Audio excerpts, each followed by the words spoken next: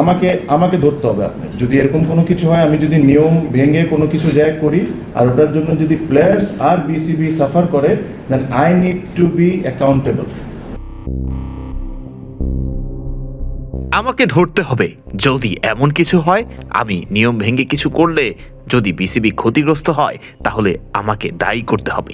এইভাবেই তামিম জানালেন তিনি নিজেও নিয়ম ভাঙলে যেন তাকেও দাঁড়া করানো হয় কাঠগড়ায়। Bangladesh premier league cricket BPL নিয়ে তো আলোচনা সমালোচনার কোনো শেষ নেই। ফিক্সিং থেকে শুরু করে ক্রিকেটারদের বকেয়া পরিশোধ না করা সহ নানা সমালোচনা হয় এই টুর্নামেন্টকে নিয়ে। অথচ এই টুর্নামেন্টই ছিল আইপিএল এর পর অন্যতম ফ্র্যাঞ্চাইজি ক্রিকেট লিগগুলোর একটি। কেন মান হারিয়ে ফেলল বিপিএল? বর্তমান সভাপতি সংবাদ সম্মেলনে পরিষ্কার জানালেন, এমন হলে উনি জোড়া তালি দিয়ে করতে চান না বিপিএল।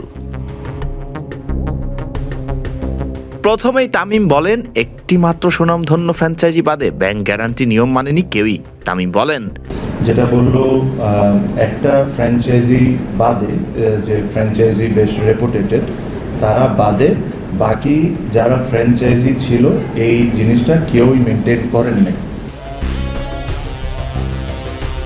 ক্রিকেটার হিসেবেও তামিম বেশ অনিয়ম দেখেছিলেন এই বিপিএলেই।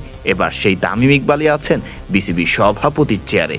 বিপিএল ভবিষ্যৎ নিয়ে তামিম জানান, যে জিনিসটা আমরা নিজেরাই একটা সিদ্ধান্ত নিয়েছি আর এই জিনিসটা আমরা ইমপ্লিমেন্ট আমাদের মনে হয় যে সময় এসে গেছে করার জন্য, যেটা হলো এই যে প্রত্যেকটা বিপিএলে বলেন বা কয়েকটা বিপিএল বাদে ফ্র্যাঞ্চাইজ সিলেকশন প্রসেসটা, যেটা যারা দায়িত্বে থাকেন যখন যারা করেন, তারা যখন নিজেদের নিয়ম ভেঙে অন্য ফ্র্যাঞ্চাইজিদেরকে, ওটা কি বন্ধু বান্ধব না অন্য কিছু আমি এটা তো বলতে পারছি না, বাট তাদেরকে যখন ফ্র্যাঞ্চাইজ অ্যাভয়েড করে দেন তখন কিন্তু তারা নিজেরাই, বিসিবি নিজেরাই তাদের রুলস ভাঙছে। তারপরে যখন ওই ফ্র্যাঞ্চাইজ টাকা পয়সা দেয় না প্লেয়ারদেরকে, ন্যাচুরালি বিসিবির কাছে তো ওই ব্যাংক গ্যারেন্টি নাই যে ব্যাংক গ্যারেন্টি ভাঙে টাকাটা দিয়ে দিবে। তখন কি হচ্ছে, একটা মানুষের ভুলের কারণে, মানুষটাকে বিসিবির একজন ডিরেক্টর হতে পারেন বা গভর্নিং কাউন্সিলের যাকে যে দায়িত্ব দেয় সেই, তার বা আরও অনেকে যারা ছিলেন সিদ্ধান্তর সাথে, তার একটা ভুল ডিসিশনের কারণে বিসিবিকে এন্ড অফ দ্য ডে বিসিবির পকেট থেকে টাকা দিতে হচ্ছে প্লেয়ারদেরকে।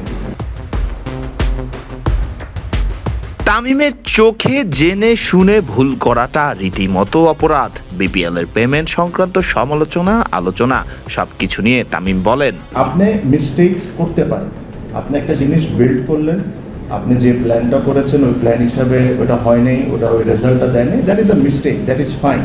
বাট আপনি জেনে শুনে যে মিস্টেকগুলো আপনি করছেন, that is a crime in my opinion. এরা এখন থেকে যখন এরকম পেমেন্ট হবে না, তো ওরা যারা এই সিদ্ধান্ত নিয়েছিল এই টিমকে অ্যাওয়ার্ড করার জন্য, তাদের ওই রেসপন্সিবিলিটি নিতে হবে। আর রেসপন্সিবিলিটি সহ যে আমরা ওটার জন্য যা করার দরকার আমরা তা করব। বিকজ আজকে আমি যদি একটা ফ্র্যাঞ্চাইজকে, যেখানে আমার নিয়ম আছে 10 কোটি টাকা ব্যাংক গ্যারেন্টি দিতে হবে, আমি ওই জিনিসটা না মেনে তাকে 2 কোটি টাকা ব্যাংক গ্যারেন্টির নিয়ে পুরো টিমটা ওকে দিয়ে দেওয়ার পর সে এন্ড অফ দ্য ডে প্লেয়ারদের পেমেন্ট করছে না, আমি যদি এই লিবার্টিটা পাই, আমি তো জানি যে এটা আমি করবো আর বিসিবি পে করবে, আমি লাভবান হতে পারি ব্যক্তিগতভাবে। এই সিস্টেমটা বন্ধ হইতে হবে। এই সিস্টেমটা আমরা এই সিস্টেমটা খুব স্ট্রিক্টলি বন্ধ করব। বিসিবি সভাপতি তামিমও যদি কোনো ভুল করেন সেক্ষেত্রে কি হবে সেটিও জানিয়ে দিয়েছেন খোদ তামিম ইকবাল খান। তিনি জানান, আমাকে ধরতে হবে। আপনি যদি এরকম কোনো কিছু হয়, আমি যদি নিয়ম ভেঙে কোনো কিছু জায়গায় করি আর ওটার জন্য যদি প্লেয়ার্স আর বিসিবি সাফার করে, then I need to be accountable. Tamim আপাতত বিসিবির অ্যাডহক কমিটির সভাপতি হয়ে আছেন।